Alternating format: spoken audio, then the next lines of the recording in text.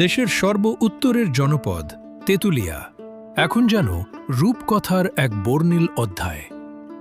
কাঞ্চনজঙ্ঘার ছায়াঘেরা সীমান্তবর্তী দর্জিপাড়া গ্রামে শীতের হিমেল হাওয়ায় দুলছে নেদারল্যান্ডসের রাজকীয় টিউলিপ। পঞ্চমবারের মতো এখানে বাণিজ্যিক ও পর্যটন ভিত্তিক টিউলিপ চাষ করে সাড়া ফেলেছেন প্রান্তিক নারী উদ্যোক্তারা। এবছর উদ্যানে চাষ হচ্ছে 4 প্রজাতির 6 ভিন্ন রঙের টিউলিপ: লালিবেলা, ডেনমার্ক, স্ট্রং গোল্ড ও মিস্টিক ভ্যান ইস্ক। 10 জানুয়ারি নেদারল্যান্ডস থেকে আমদানি করা বাল্ব রোপণ করা হয়। মাত্র 20 থেকে 25 দিনের মধ্যেই গজিয়ে ওঠে চারা, আর এখন বাগান জুড়ে ফুটতে শুরু করেছে বাহারি ফুল। টিউলিপ মূলত লিলিয়াসিয়ে পরিবারভুক্ত বসন্তকালীন ফুল।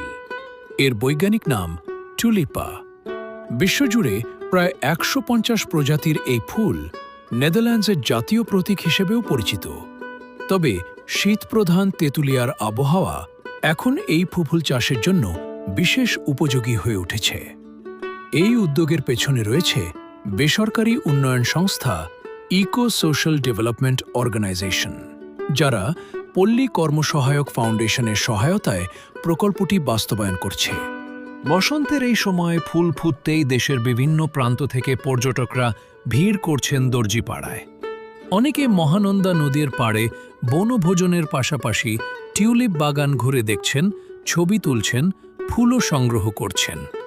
প্রান্তিক মানুষের শ্রম আর ভিনদেশি ফুলের মেলবন্ধনে দর্জিপাড়া এখন পরিচিতি পেয়েছে টিউলিপ গ্রাম হিসেবে।